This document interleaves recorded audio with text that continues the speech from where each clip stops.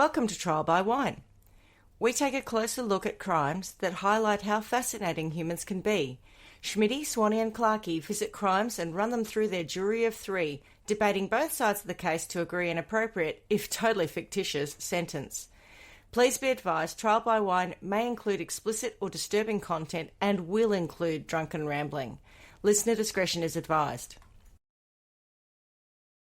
All right, how are we? Not too bad. Well. I think we've got a whole lot of no news in the last 10 minutes. I put a load of washing out. I found a bone for the dog who was driving me crazy. I put my watering on. I've done loads of things. Give it a bone, Schmitty. Oh, that looks nice. What have you got there you're drinking? Or am I jumping ahead of myself? A new bottle of Ara. Oh, the ice threw me. Yeah, well, it's not chilled. Yeah, well, you know. Ran out on the last one. Anyway, you're right, Swanny. We've jumped ahead. If we've got no news, who are we? I'm Schmitty. I'm Swanny. And I'm Clarkey. And together we are Trial by Wine. And what are we drinking? Well, I'm good, but I must say I'm still on a continuation of the 1.5 litres of poor man's San Pellegrino. How far did you get through the last one? I'm interested Not that in far, that. actually. Only the Yeah, you'd be only pissing the like head. a racehorse if you did. Well, I have to say that I probably will not get through this episode without going to the bathroom again because that's a lot of water. Do you reckon do you remember the Little Britain character that just weed all over the floor? I reckon if you drink all of that, that'll be you. She'd like to just be in the shopping centre talking to someone and just piss everywhere. I remember Swanny telling the story about someone she worked with who went to the toilet and they would piss like a racehorse, but because they were deaf, they didn't remember it. Or they didn't know. They didn't hear it. Remember that? You used to tell me that. And every time I go to the toilet, no recollection of that. But now that you have said that, I know exactly who you're talking about. And every time I go to the toilet and I'm doing a like monster wee, I think of the person I've never ever met. I think there I am, pissing like a racehorse. I'm such a bad person. I'm probably going to hell for saying something like that too, because I don't exactly who that would have been. I don't know. I feel like we discuss worse people than you on this podcast. Trust me, I didn't work with many deaf people, so last episode, I feel bad. Case in point, yeah. Oh my God, I feel bad. That's going to haunt me. You're okay. And boys, what Maybe are you you're just a victim. Maybe you're abused at Duntrine Military College or your car broke down. Yep. We're having the leftover, what did you call it last time, Swanny, the cocktail? The Paloma. Paloma, yes, the vodka Paloma. Yeah. So we've got that. That's about it because... Paloma. Because midweek. Not even, it's Tuesday. Yeah, true. I am still drinking the Ara Single Estate Sauvignon Blanc. I just started a new bottle with lots of ice, and I'm having a wonderful perimenopause hot flush also. It's because you've got the womb madness. I have the womb madness. I do. I am hysterical. That's right. Yeah. I didn't talk about it in the last episode, but yesterday I had the joy of my first mammogram. Oh, you're so late to the party, darling. Well, because I'm 50 and they said you have to have one. And I was like, I've sure. been here for a long time, yeah. And I've got little titties and they said, oh, you might have to get recalled because there's no baseline for you. And I thought, oh, okay, fine, whatever. How very dare What they? does that mean?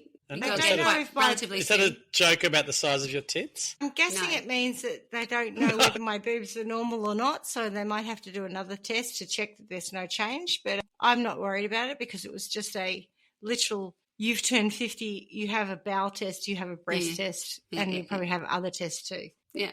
But I got to say, my friend Perry, who's not my friend at all, has come back with a vengeance in the last month and a half. I had hot flushes about 1.5 years ago and then they went away. But now they're back full time. And so I just broke into a sweat. And it's not because I'm hot. I mean, I'm hot internally. Obviously. Right. So I do have a story for us. And I think I'll start off with my sources first. My first source is Esquire magazine. Well, it's top notch. The Philippines version. It's even more top notch. Diana! Was she Filipino? She was Malaysian. Sorry, my bad. And then, of course, there's a bit of wiki in there. Daily Telegraph, the ABC, Daily Motion, The Criminal Files, and then episode 9, season 1 of Australia's... SVU. No, it's actually an Australian crime. I don't really do Australian crimes because I have the fear that people are going to come for me. But I'm going to do an Australian crime. Yeah, I feel very. I feel you do the horrific one, the 3-minute Wiggers. one about the poor. No, that was Wiggers. Story. Wiggers is why I don't do Australian crimes, Clarky. Poor little girl was her name Carmen, the young girl who was murdered in the shopping centre. Yeah, that was a bit more. And that's every time I go to the toilet in a shopping centre, I think of that, and I think, oh, how horrific. Like yeah. So they're. Thanks for that. Thank you. They are my sources. Mm-hmm. And I sort of stumbled across this story because there's some sort of review sort of coming up, and I thought, how have I never heard of that?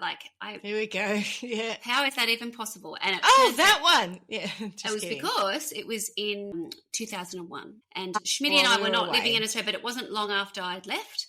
But I've never heard of this. But I dare say, if you were living certainly in Australia, you more than likely have. So hopefully our international audience will be in the same boat as Schmitty as I. We were off hightailing it around London at this point. Yeah, you were back in Australia by then, weren't you, Clarky? 2001. Sure were. Yeah. Okay. Yeah. No, you and I were having our hearts broken by pricks, I think. Yeah. Well, I definitely was, but yeah. You definitely were, and I was probably just about to start on that ride.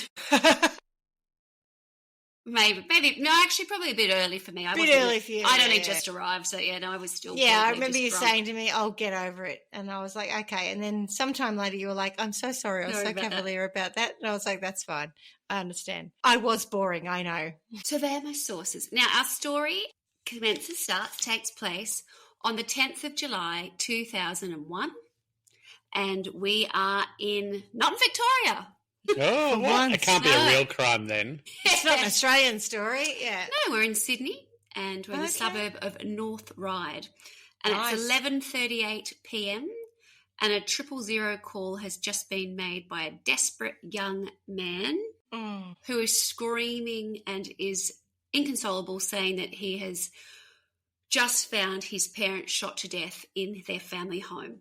Not quite as clear as that, but he is absolutely beside himself. And when asked, where he is, he says that he's in North Ryde and that both of his parents have been shot dead. Actually, no, he hasn't said they've shot dead. He says they're shot, so he doesn't know if they're dead or not. But help. So after that call, he makes his way to his neighbours, and he starts banging on the front door, and he starts pleading with his neighbours, saying, "Help! My mum and dad, they've been shot.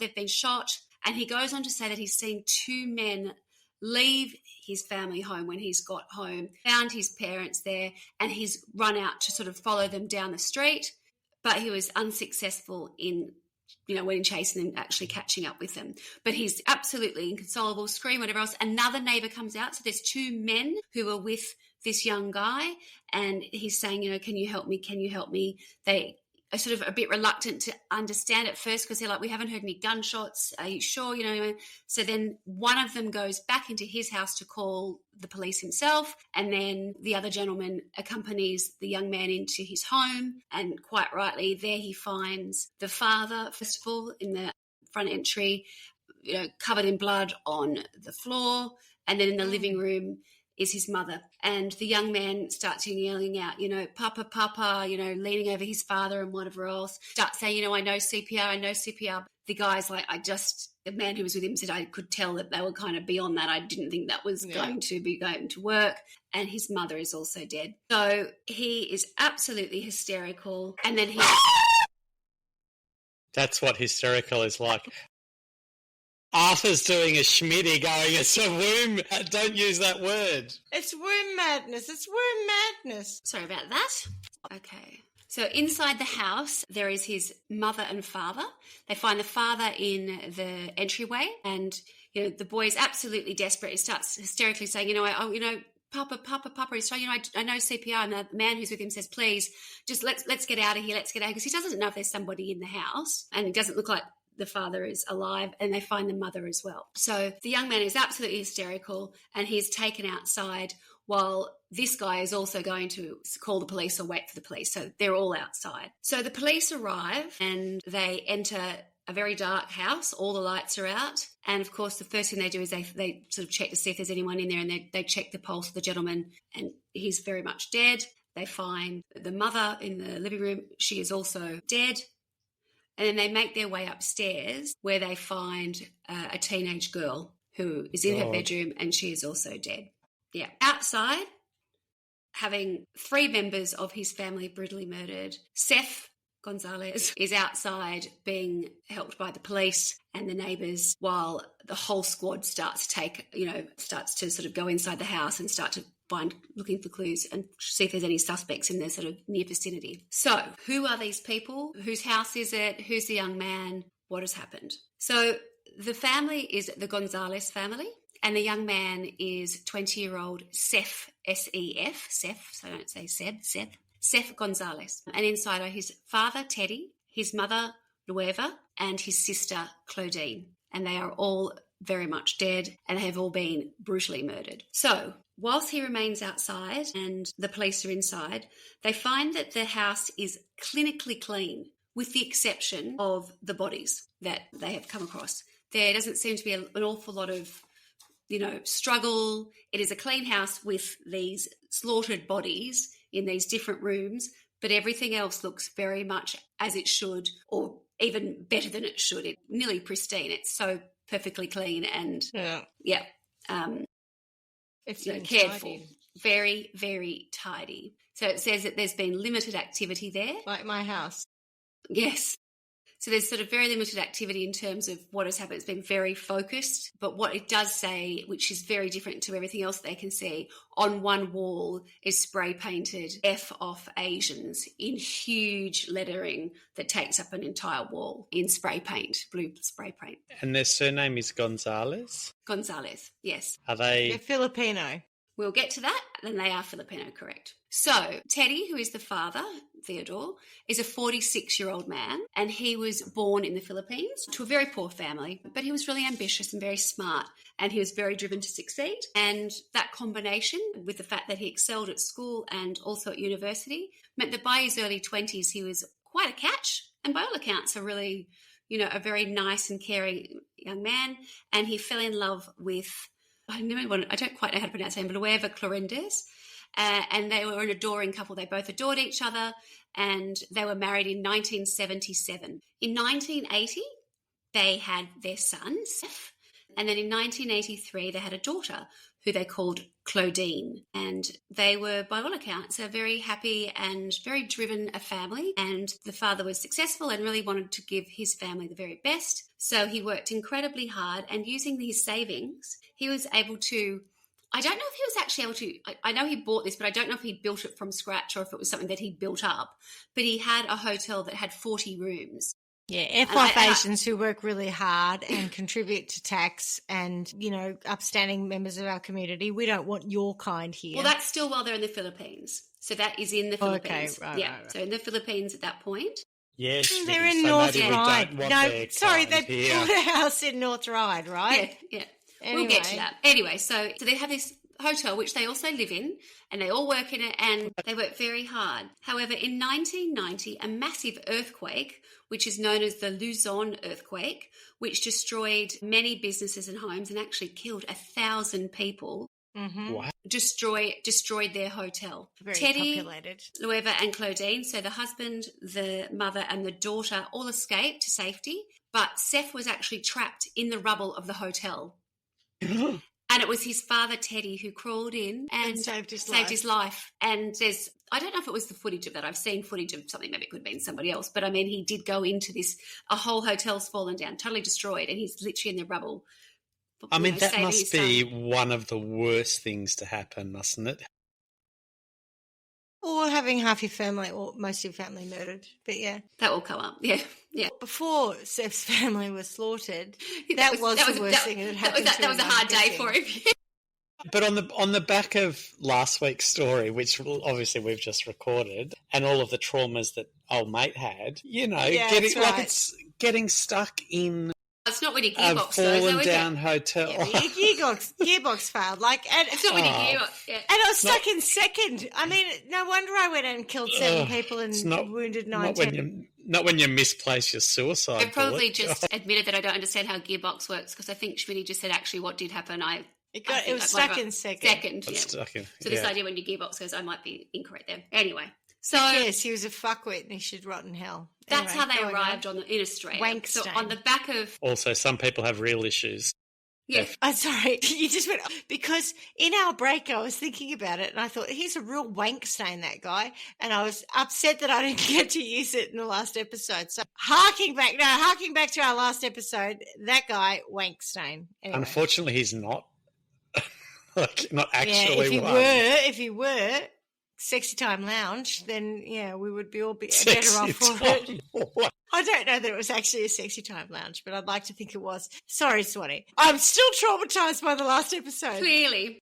Okay, so on the back of the earthquake and having lost their business and their home in terms of the hotel, they start to look at immigrating to Australia because the wife's family or extended family, there's some members that are already here. Yeah, so they think that could be a really viable option for them.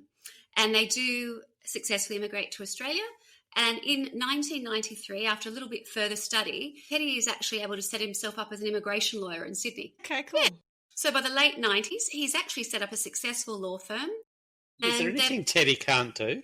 No, Teddy's a pretty driven chap. Yeah, I'm impressed by him. And he just wants to create a good life for his family, I'm guessing. Yeah. Look, I think he can be quite intense and I think he's got some high expectations for his family. But they'll come out later. Spoiler alert.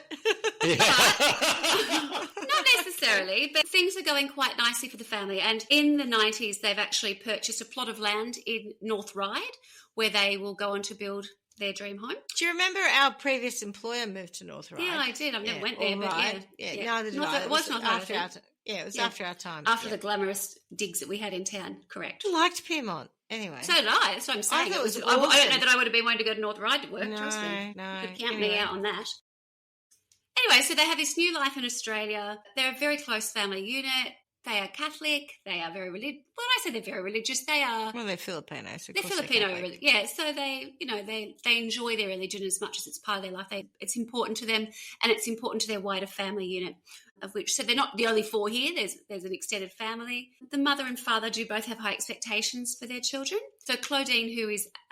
she's 18 at the time of the crime, she's considered a bit of a favourite with the extended family because she thinks of others and she's warm and generous and, she's highly liked and I think she works pretty hard at school. And again, there's high expectations on Seth as well. And he went to Parramatta Marist, I think it's a boys' school. College, Marist, yeah. It's and a Catholic. Yeah, and after that, Marist Brothers. There's also one in North Sydney, but I think it's the Marist Brothers, yeah. I didn't write it was brothers, but I'm sure it is, yeah.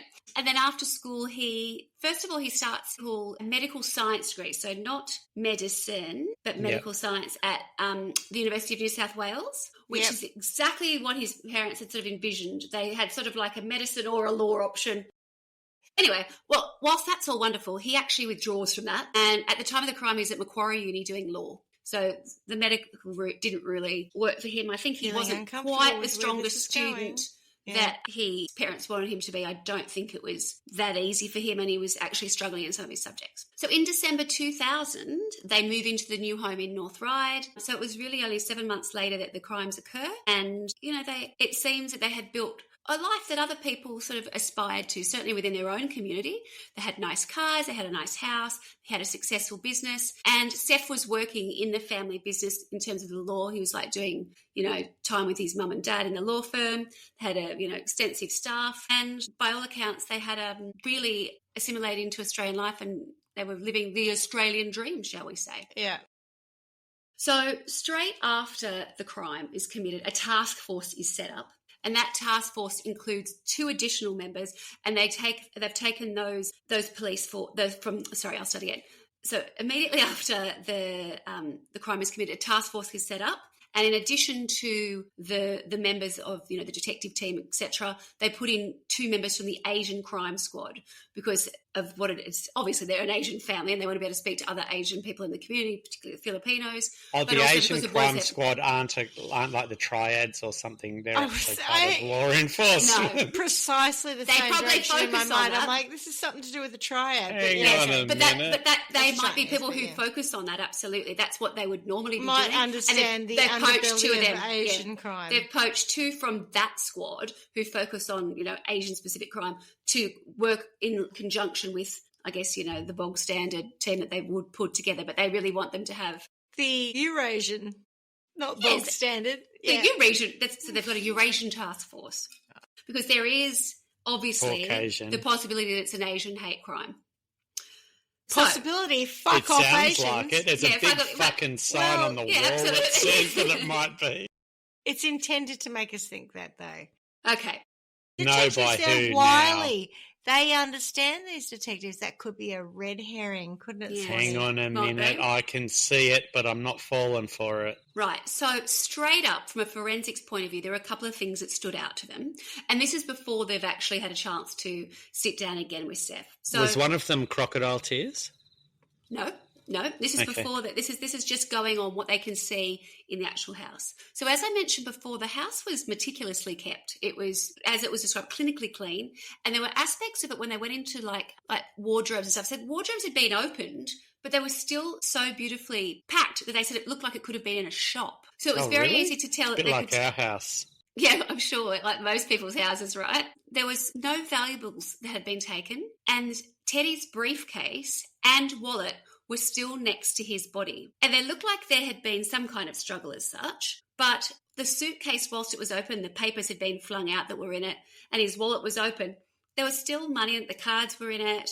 They were able to say that the suitcase had been moved, because when they moved the briefcase, I kept saying suitcase, when they moved the briefcase, there was actually blood underneath the briefcase. So it had been put there after. Over the blood. Didn't get under there another way. Yeah. Likewise, the wife's handbag had been emptied, but everything was still there. So whether they were searching for something, they don't know. But her purse was there. Obviously, I mentioned this before, downstairs there was the "fuck off Asians" exclamation mark in blue paint, which had been graffitied in huge writing on a wall. Is blue the appropriate colour for a sign like that? I don't want to say the next thing because I don't know what else to say to that. What would be the appropriate colour? I don't want to answer it. I just feel like blue's a bad choice. What would you have gone for? Well, I would never have done such a sign, so exactly. I can't answer that. I didn't know if you were headed to a certain colour, so I didn't know. Yeah, okay. No, I just feel like blue. Come on, it's not. No, well, it's maybe what was at hand or what they could buy. I don't know. So there was also a damaged fly screen. So a fly screen had been taken off the kitchen window, and it had been cut, but they were able to work out that it wasn't like ripped and someone went through it. It had been taken off and then cut at a later date.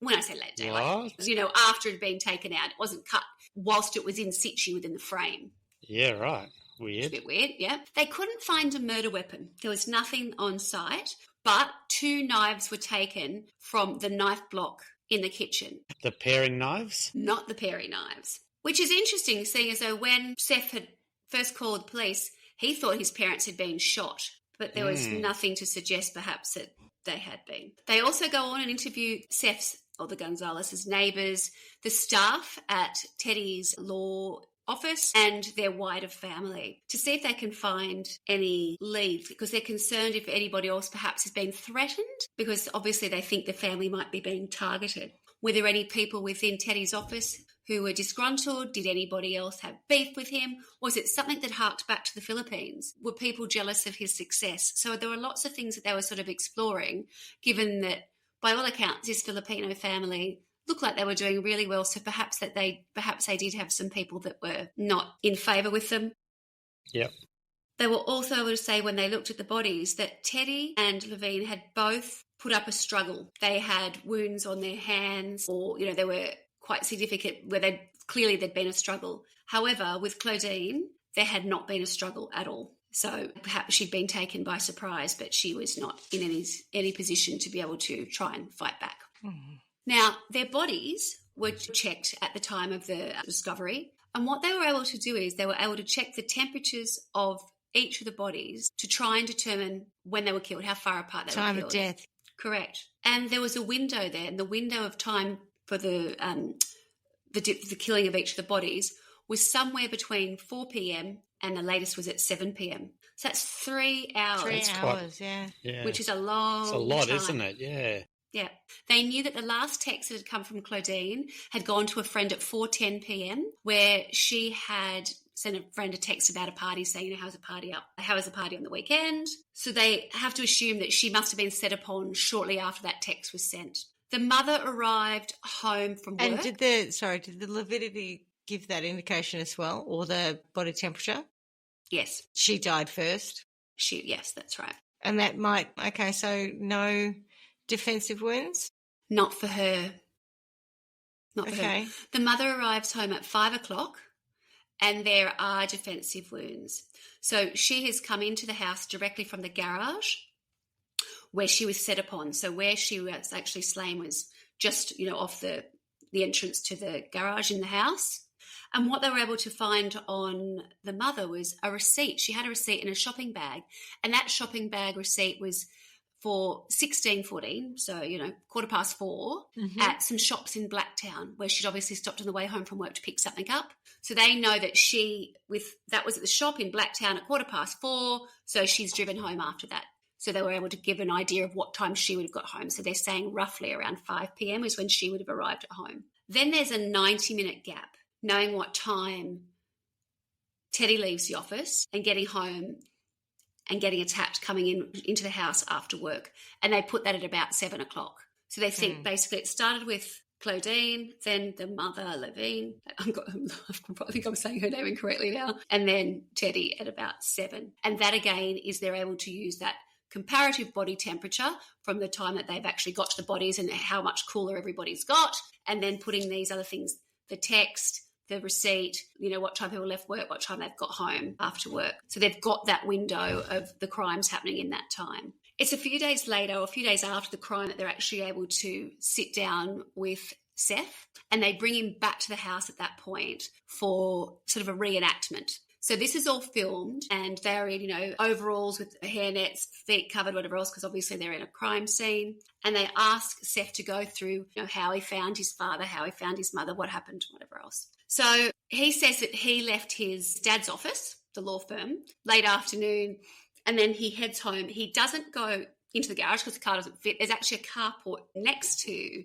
the garage for he and his sister's cars, and he parks there. He's full of shit, isn't he? It's raining, so he says he actually stayed in the car. From early on in this, I'm thinking Seth did it. Perhaps. Anyway. So he stays...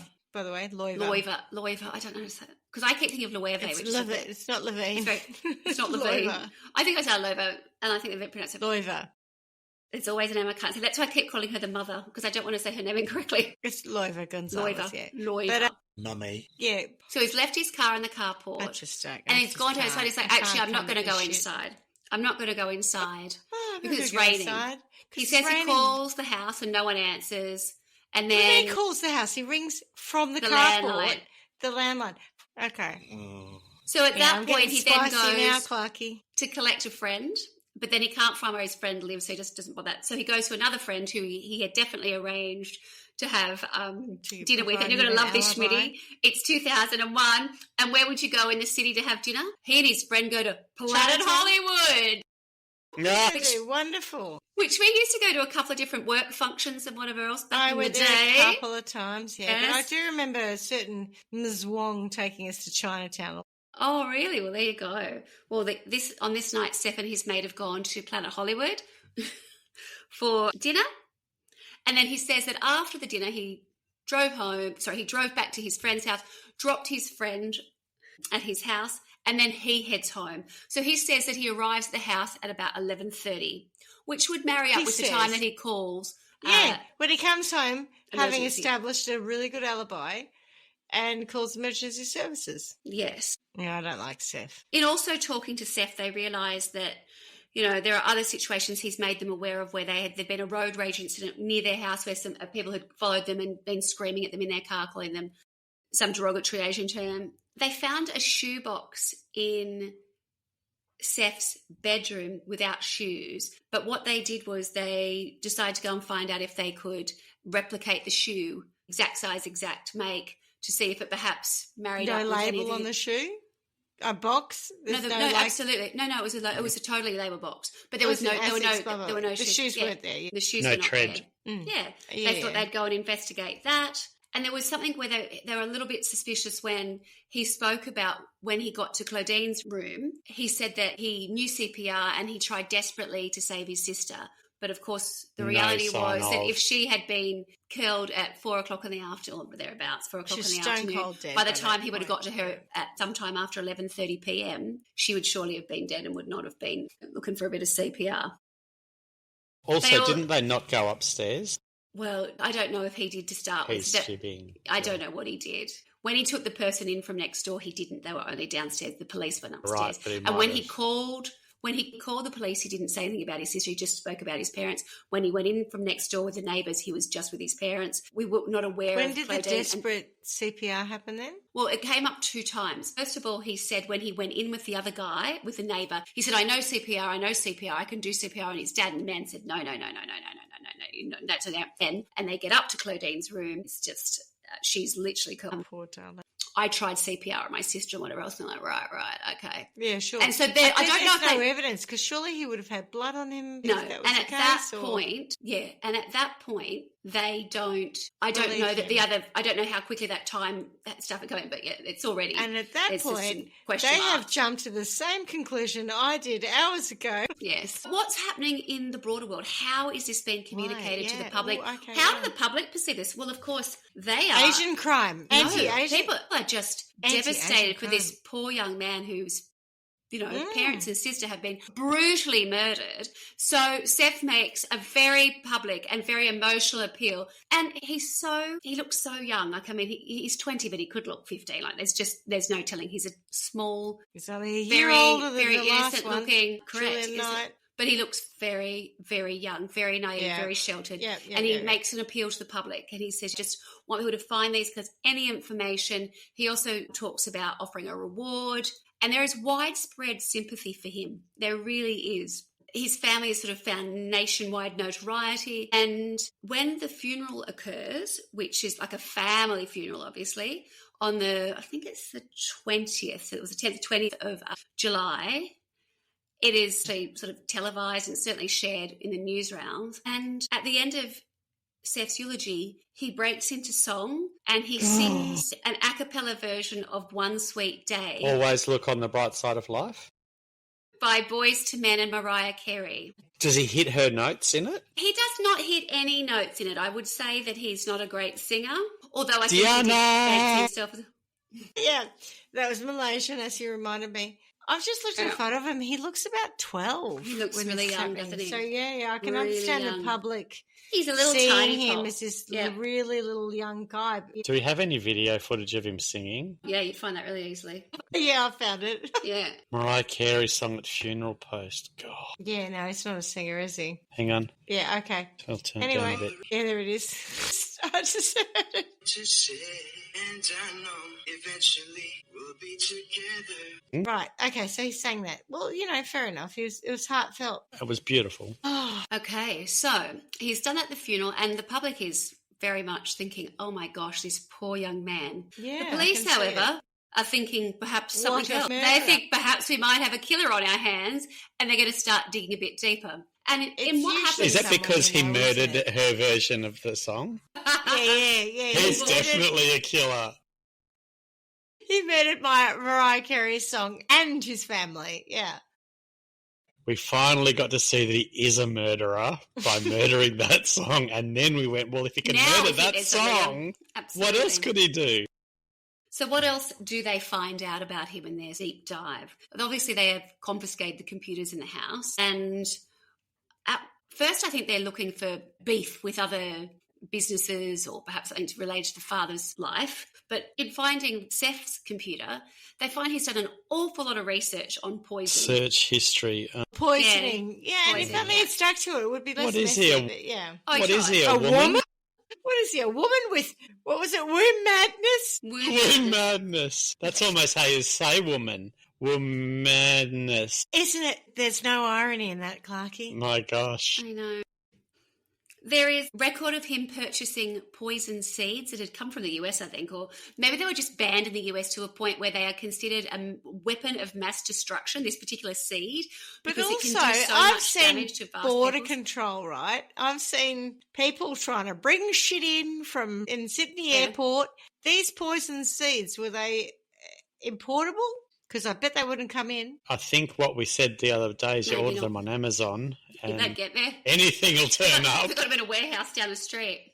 It might be in a damaged box by the time it gets to you, but True. anything. So they found, obviously, the computer evidence of his deep obsession with poisons and toxic everythings that they could try and that he might be able to use. Toxic And then they also were behaviours. able to find out that the mother had actually been in hospital the week before because she'd had a terrible case of food poisoning. So he tried it. They think they may The have little tried fucker. it. Yes. They were also able to establish that, surprise, surprise, he was habitual and accomplished liar. He had told friends in recent times that he had signed a multi-million-dollar music deal, which I'm sure you can think is totally Obviously. believable. Yeah. Well, yeah, which bit's the lie? Sorry? He said Is there that any he was evidence of this? he was a champ. He'd told people that he was a champion kickboxer who'd just returned from a World Series Okay. Kai tournament Fortune. in New Zealand. He also said that he ran a modelling agency. He was Filipino. and he was Episode often one. off to New York. He said that he was a lawyer and he had his own condo in the city. God. And basically, It's he just had this exhausting. He whole said a whole lot of fantasy shit life. at 20 Yeah. years of age that was Yeah. not real. Correct. And the police were like, yeah, no, you're not. No. The police investigations led to believing that if there was no Gonzales family left, that Seth would be the sole heir to the millions that his parents owned. So they had their house and they had about 1.2 million, I think, in assets in Australian dollars, but there was also stuff in the Philippines. So I don't know how that compares, but there was like another 1.9 That's a in the lot Philippines for where they had properties that they rented out. way back then. Yeah, it's a sizable amount, certainly for a 20-year-old who wants to get their hands on it. If And he it would wants to, seem yeah. a lot when you're 20. Yeah. It's not as much as Mariah Carey has, but it's right up there. So And after in fairness, he sounds a bit like, what was it? Ken Lee. You Ken Lee. He's about up there with that. Ba-dooby dooby da choo. Ken Lee. So initially after the murders, he is given $15,000 by the government to look after funeral expenses and immediate living expenses. But in the early days, just a few days after the murder, he does pay a visit to the family accountant just to try and get a feel for how large For how much? the family estate is and what is he looking at in terms of time and how would he be able to access that. Yeah, that's disgusting. That was within days. That's disgusting because, as someone who's That's lost both evidence. parents, you don't do that when you're in grief. That's Yes, bullshit. that's correct. The police do sort of cut off any further payments to him. So he starts to get slightly creative. Uncomfortable? Right. And he tells his family that he has a brain tumour. So he contacts... Sorry, whose family? Because he's killed all his own family. Well, no, his wider family. So he contacts his godmother, who's still in the Philippines, and she manages the rental properties that Teddy God, owned. here we go. And he says to her that he needs $190,000 because he's got a brain tumour. It's probably got more to do with the fact that he had gone and put an order in for a Lexus that was a sports car. Again, what is it with the Lexus? Was it a Lexus the other day with the idiot man who took all the money with the Bitcoin? That was a Lexus. It was a Yeah, Lexus, it was a yeah. Lexus, correct. They used to be luxurious back in the day. Yeah, I know. What year is this again? Because 2001. 2001. Yeah, because I remember even when I was in Sydney when did I come back? 2009, 2010. Some dick wankstain that I worked with had a Lexus and thought it was shit hot. I didn't, but Yeah, okay. So Lexus was a big deal. Past the heyday then. Yes. Speaking of... What's the word? No. Lexus. What's the word to do with the... Brain tumours. No, people who can't stop... Wanking. Pathological liars. Pathological, yeah. Speaking of pathological liars... Gosh, I was never going to get there. Lexus owning ex-colleague of mine. Luckily, the godmother tells the police. Well, that is lucky because, she could have gone... Yeah. And there is one family member that I will come on to. Could and she this wasn't man quite have a sure worse how to time? share information. Yeah. Did you hear that, Schmitty? There's one family member that I'll come on to. Sorry, Swanny. Sorry, Don't mind us. Sorry. I went back to wank stains and it's all gone downhill from there. Sorry. Okay. There's one family member who you will speak about in a short time. Yep. In a very short time, and I'll flag it up when I tell you. So there was another thing that they found out, which was Claudine had made it kind of not quite public knowledge, but she had shared information about something quite private, which was that Seth was a bedwetter, and it caused quite a lot of angst in the house because his mum found it very frustrating because she was doing the laundry all the time. At 20.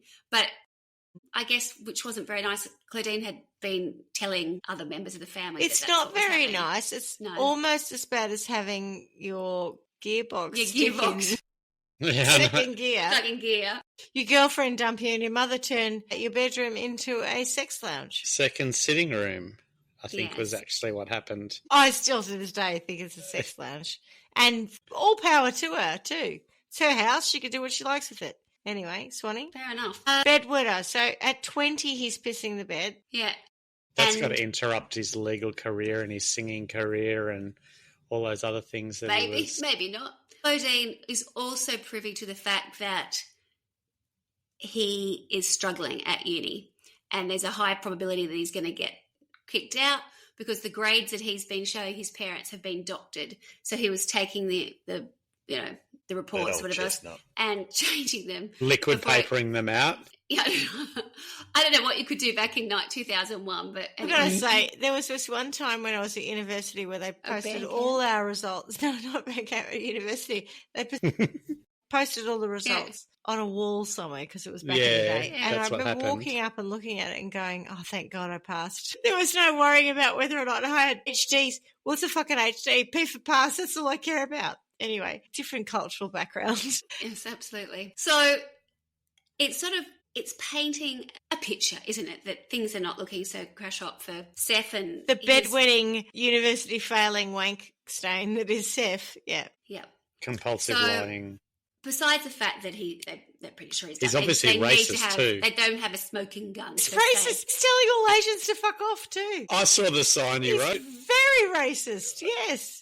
So an undercover cop is assigned to become his friend. A sting. Here we go. And it works. It works. I don't have much of that. Oh, really? I love that. That was just another thing that they employed. Idiot. He's so dumb.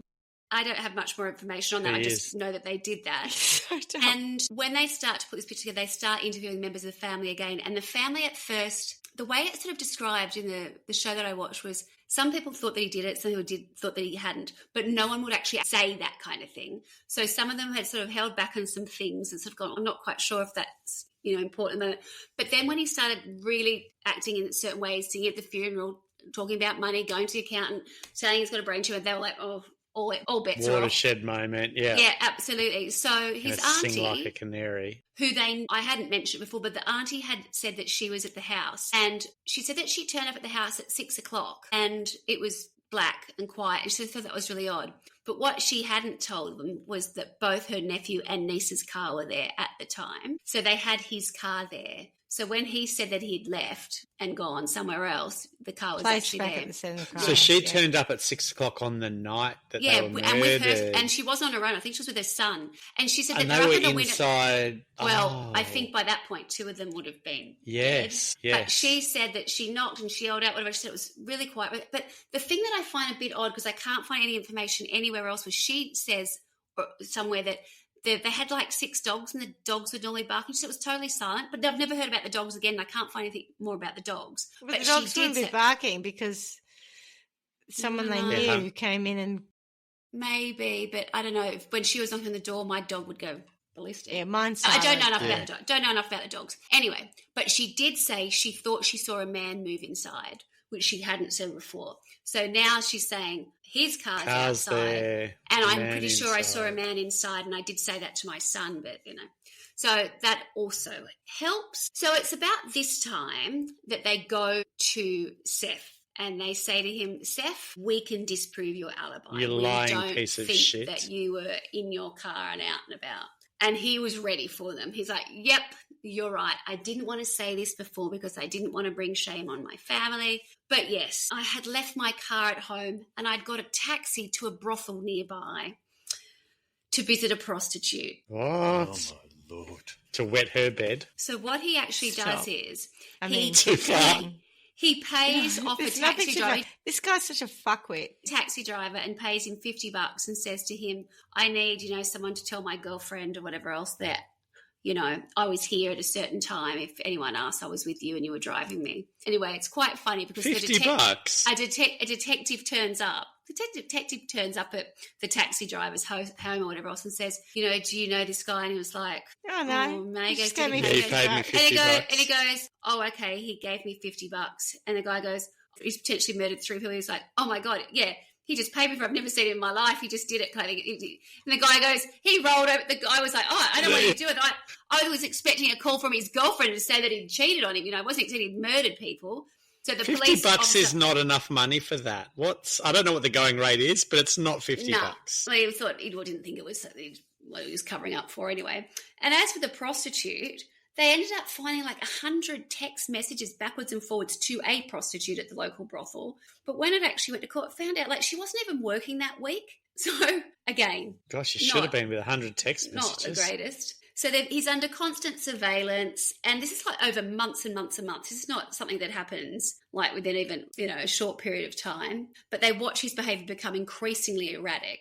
And it finally gets to a point where he comes Surely forward. There would have been some kind of transaction if he'd been at a brothel, like a payment. It's just bullshit.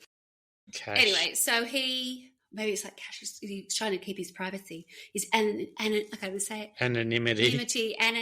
So things get to a heightened point where he stages like an attack on himself and says that he's being targeted. For God's sake. And that they're actually after his family. So it's at this point the police are like, all right, you're really upping the stakes. We're going to have to sort of move in and do that. That doesn't happen until June 2002. So remember, the crime was the 10th of July, 2001. 2 years. And he's formally arrested 1 year later. On 3 charges of murder after 11 months. Was one of those murdering Mariah Carey's song? Not that I'm aware of. But what I'm going to do now is I'm going to talk you through the murders and what actually happened. Just before you do that, I'd like to share with you a few comments on someone else's YouTube channel about this case. And to your point, sorry, Clarky, there are a couple of comments basically about his murdering. One of them says something like, whatever he got, he murdered Mariah Carey. He should be sentenced for that. I'm with that comment. 100%. There's 4 counts of murder in this story. It's quite funny. There are quite a few funny comments on that. Anyway, sorry, Swanny, go ahead. That's all right. Okay, so I'm going to take this from Wikipedia pretty much because it gives details as to the actual sort of wounds and stuff, which, I've started off the episode saying that they were found and he was saying they'd been shot.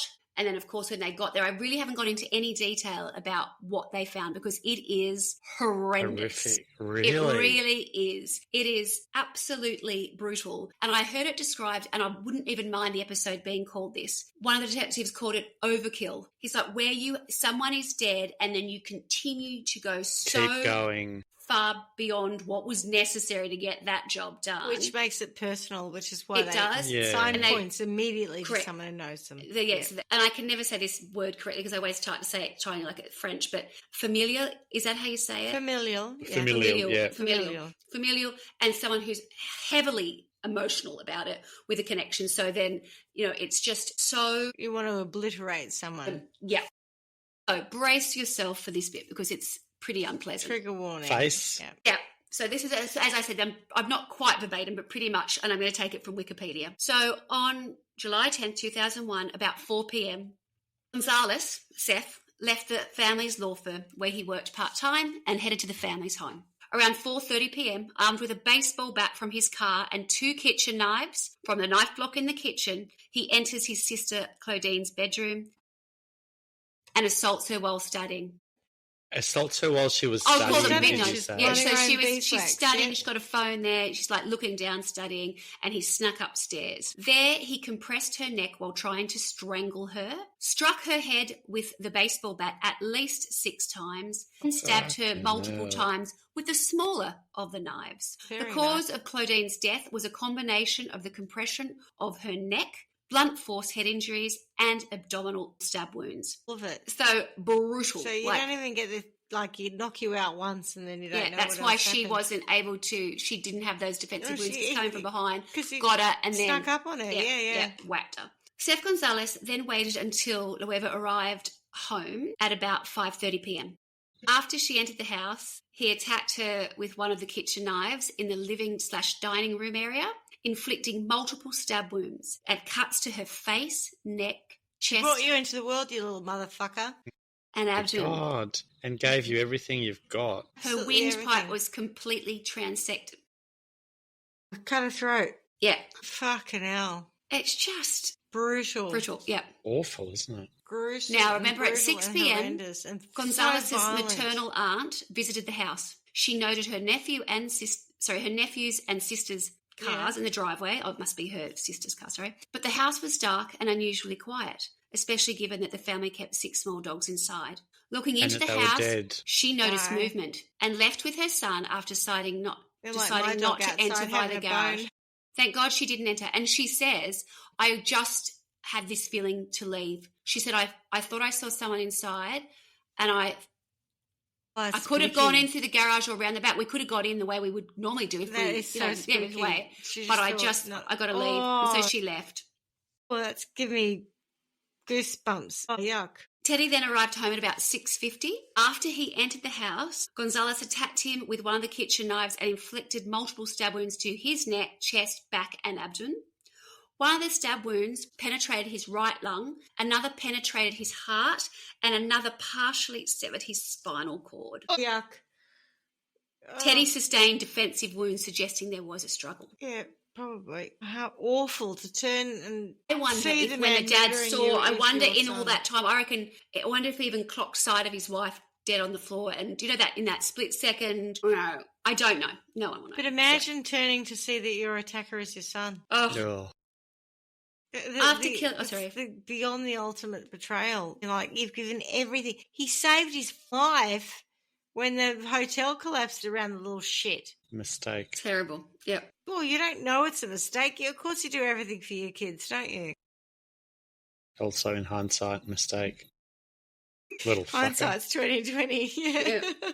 After killing his family, Gonzales disposed of the murder weapons and the clothing and the size 7 running shoes. he was Ordered wearing, which I KFC. noticed. So he showered, changed clothes, and spray painted the some words KFC. "fuck off Asians" on the wall in the house in an attempt to fool investigating police into believing his family He's so had been clever. the victims of a hate crime. He's so clever. But he did it in blue, so it didn't And then fool what he anyone. said initially Yeah, did no, happen. it He should've then been did in go red. to a friend's house. He did indeed go to Planet Hollywood for dinner. And Everyone there's a knows video still. hate messages on your wall have to be in red, don't they? Do we not I all would have know thought that? so. Clarky was onto that early. He was like disappointed. I it was know. blue. That's what I'm saying. It's a blue herring. It's right. It's ridiculous. You were going to Seth, fail you're an university, idiot. Seth. I bet your name's Seth anyway. No, it's You just mispronounce it.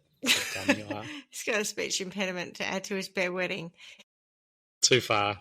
Sorry. The legal Who went proceedings. too far? Any of us? Me. Yeah. All right. Seth Gonzales was charged with 3 counts of murder and As he 1 should count be. of threatening product contamination. Now, I sort of didn't What go about into Mariah this. Carey? This is not okay. Sorry, what is threatening product? Poisoning, right?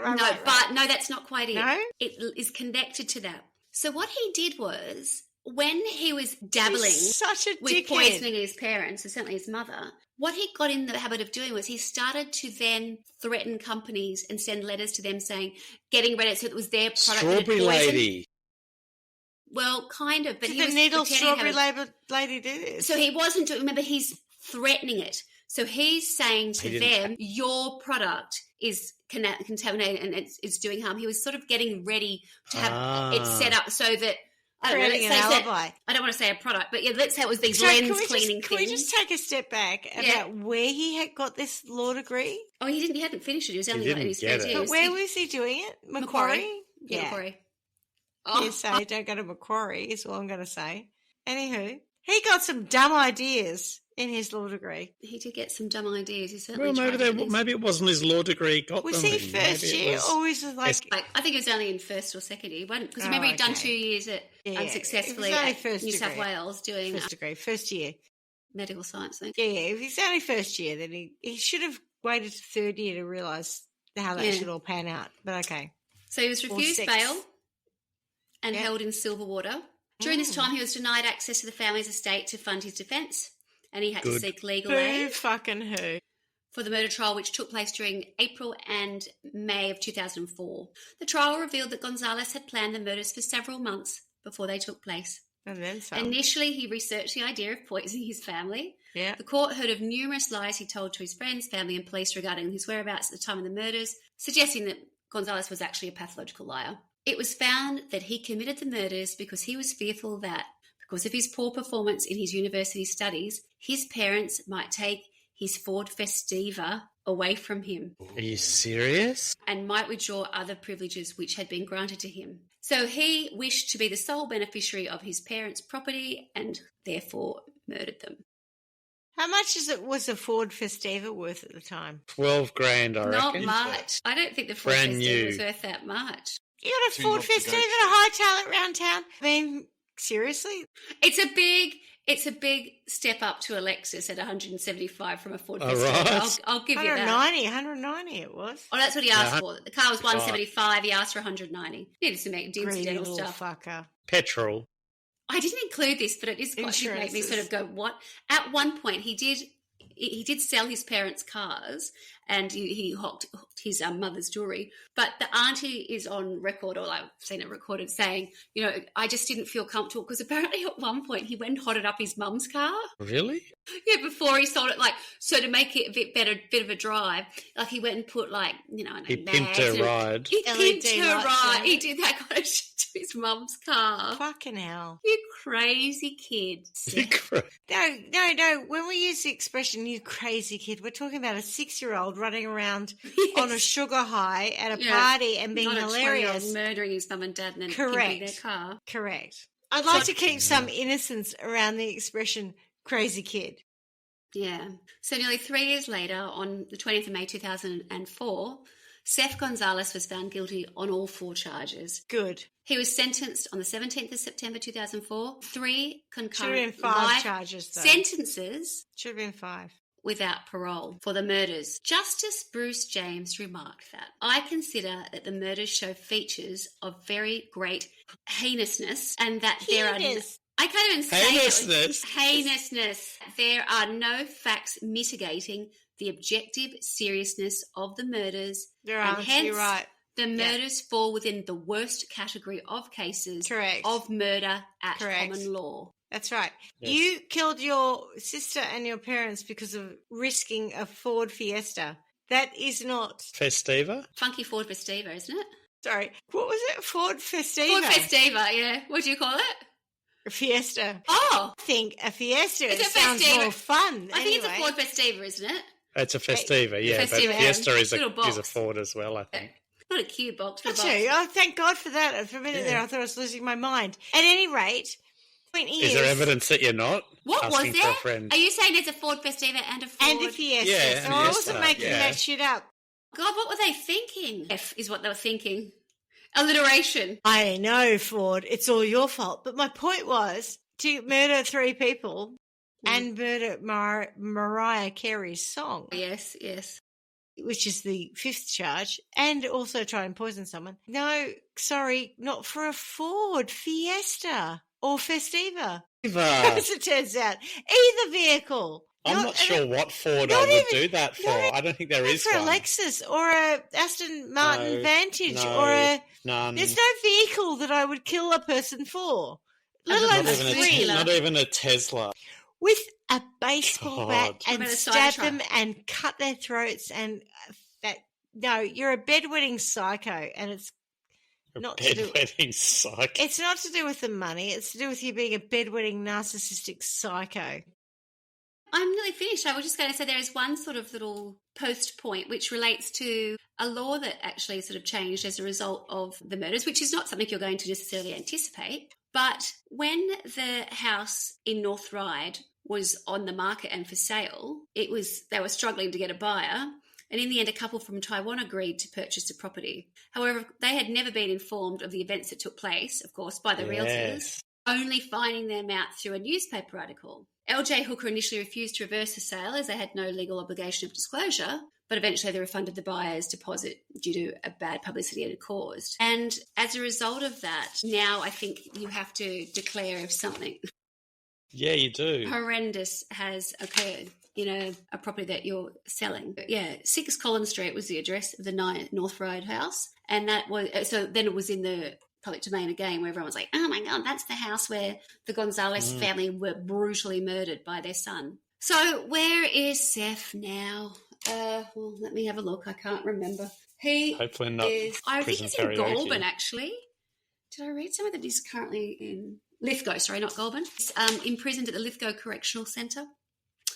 And in 21, he's tried a couple of times to get people to listen to him and let him out of there, and they've said no. But in March 2021, he failed in his third attempt to get a special inquiry into his convictions for the murders. Previous applications had been dismissed in 18, 19. Yeah, so 18, 19, 21. There's nothing more that I can add to that.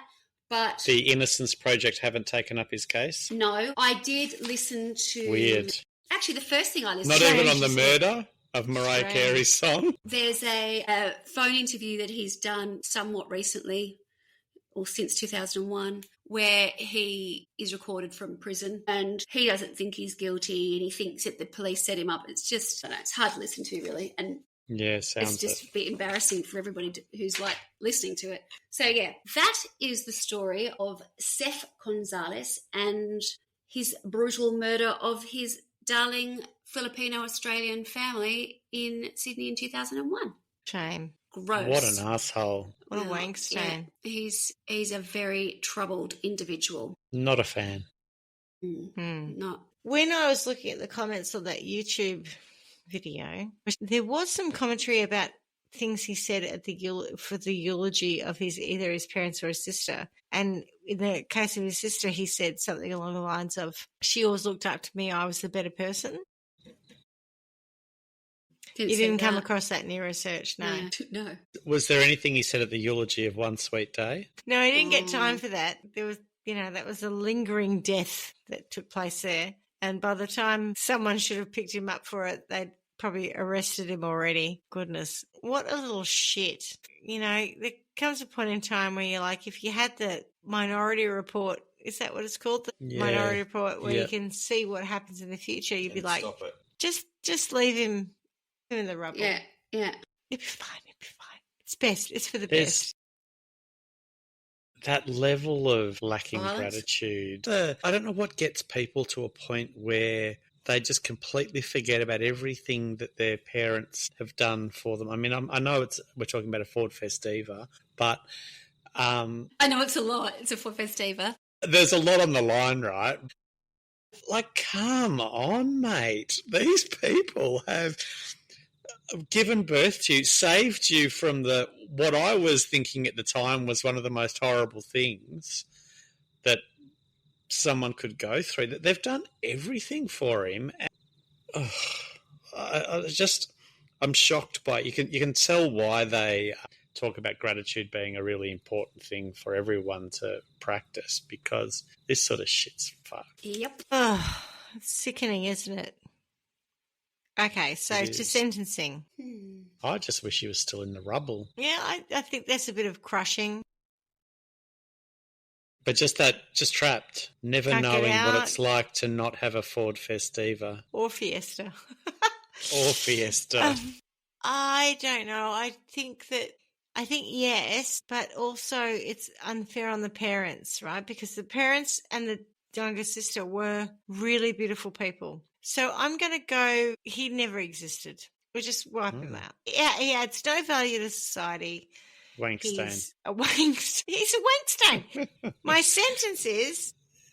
That's beautiful. It turns out to be an actual wank stain on a sheet, gets washed out with fairy non-bio, done. I hope he doesn't loiter around for 6 months or something. I hope he's cleaned off quickly. He's down through... No, well, because I get the feeling that, Loiva was probably a very clean lady, so yes. I reckon she would have washed that linen quickly. He's a wank stain that's flushed away quickly. And perhaps another child is born in place of him that is not horrendous, narcissistic, selfish. That understands the true value of a Ford Festiva. And appreciates the work and the hard yakka that the parents have put in. And just, you don't actually have to be academically brilliant. Just be a useful member of society. Don't be an asshole. .com. Mm-hmm. .com. Swanny? Punishment. Yeah, it's a little bit convoluted. So I saw actually I can tell you who it was. It might have been a prosecutor. He was interviewed and he said that in the years after the murders, plant grew in their backyard and it was from the toxic seeds. They don't know if it had been planted and or thrown out or something like that. So anyway, this plant was growing in their backyard, or had grown in their backyard, and it was so dangerous that, like if you touched it or whatever else, or you'd die. So what I was thinking is perhaps what could have happened is something to do with the plant. He accidentally touches it, consumes it, something like that. Yeah. And as a result of that, he's the one whose life is taken. And then in them finding out how on earth did that plant get there, they do the backtracking and then work out that he was actually going to murder them. So they don't feel so bad that their son has died. They actually realise it was meant for them. So that in terms of overkill, the overkill goes to him and not the poor parent. And then the parents high-five and go, cop that, you little fucker. Well, they're obviously devastated, but they're alive. And Barney, rubble. Regroup with their daughter and, I kind of like him not existing because then the parents don't have to go through the trauma of him dying. Yeah, I agree. Yeah. Well, they're going to go through it. Oh, he never came. Oh, no, he never existed. He was literally a wank stain. He was a seaman. You're on that, aren't you? Yes, I am on that. All right.